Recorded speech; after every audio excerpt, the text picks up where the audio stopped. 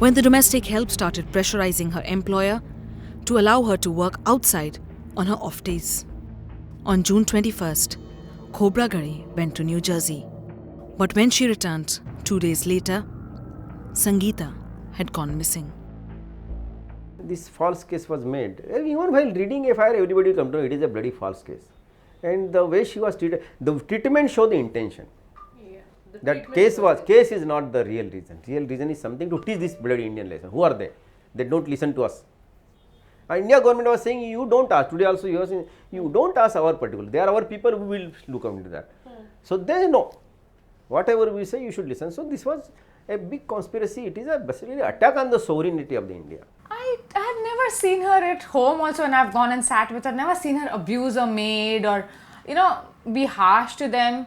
I think she's more of like, please get me a glass of water. And what I was reading today in the papers was like the maid's diary, where the maid herself has said, I've been treated like family. Her kids are so courteous. I mean, I can't imagine Devyani abusing the maid. You can't. No. I mean, the payment structures, I believe she gets paid $4,000. How is she going to pay $4,500 to the maid? Doesn't she have 2 kids to look after? I mean, I thought the maid's fee, these things were fixed in India. What is she going to be paid? And she had complained against the maid in June. She's absconding. Why wasn't anything done? On a maid's charges, you arrest the diplomat. When the diplomat has complained, you ignore it. But these events somehow did not justify the treatment meted out to a top officer. There were still some missing links. The other side of the story still wasn't clear.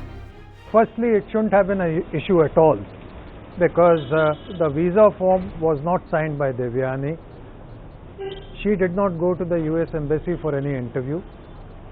It was the maid servant who, as in hundreds of other cases, signed the form and went to the US Embassy for the interview.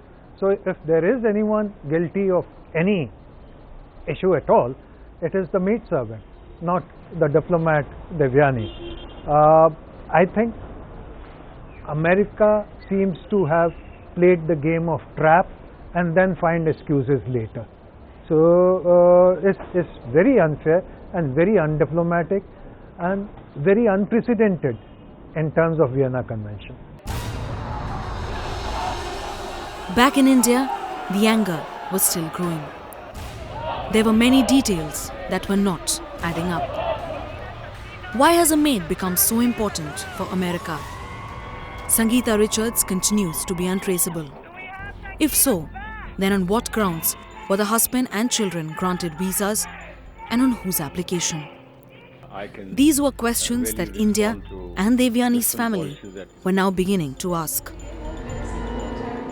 I think this should have been avoided for the simple reason that the US knew that by asking for or demanding special pays for maids, they were violating the Article 47 of the Vienna Convention on Consular Relations, by which the pay of anyone employed by a consular agent who comes from outside the country where he is posted, from his own country, is determined by him. The United States has no say. So this is a violation of that.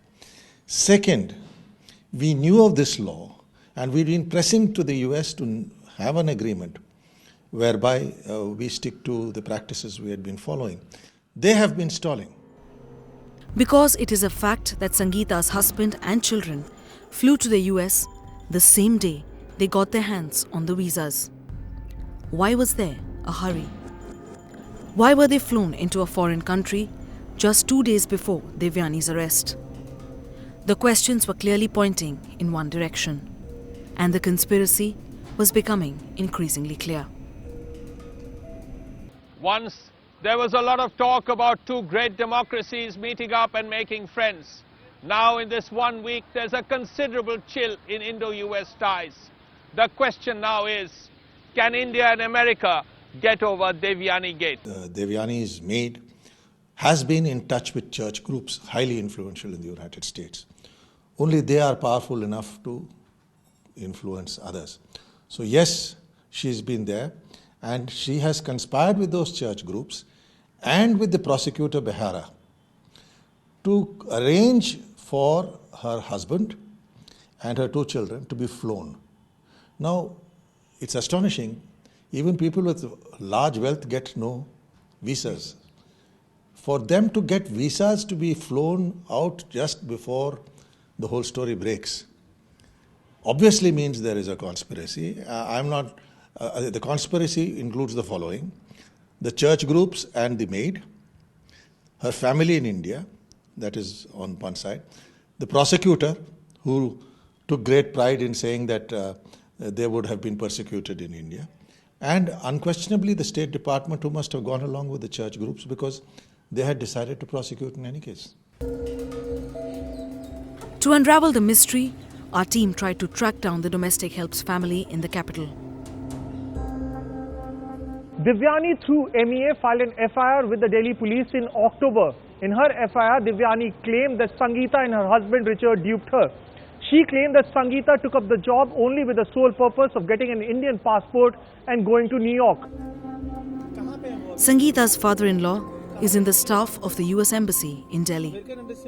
But here too, there was little that the people were ready to offer. When Times Now went to the residence of Sangeeta Richard, they found a locked house. Neighbors claimed that police used to come here to question Sangeeta's husband Richard.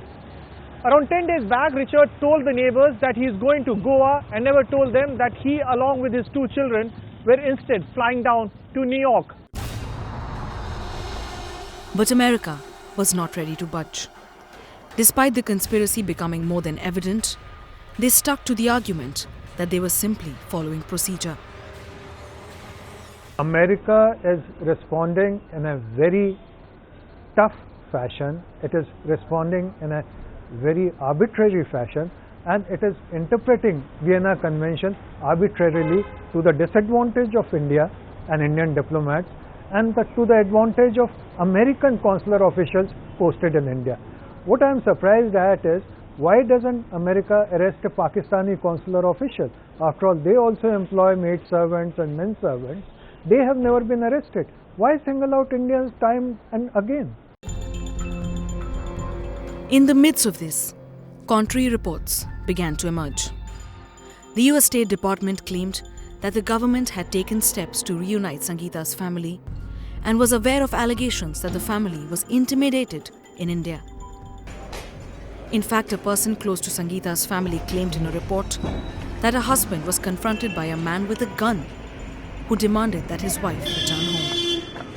There was no real proof to back these allegations, and the fact that they were being released selectively in the international media raised questions. Sangeeta और उनके husband कब से रह रहे थे और कब से लोग मिसिंग हैं? Well, the whole issue should be tackled with firmness. We should do to Americans what they have done to Devyani and to a number of other Indian diplomats and consular officers posted in America. Fortunately, the world does not react to the decency.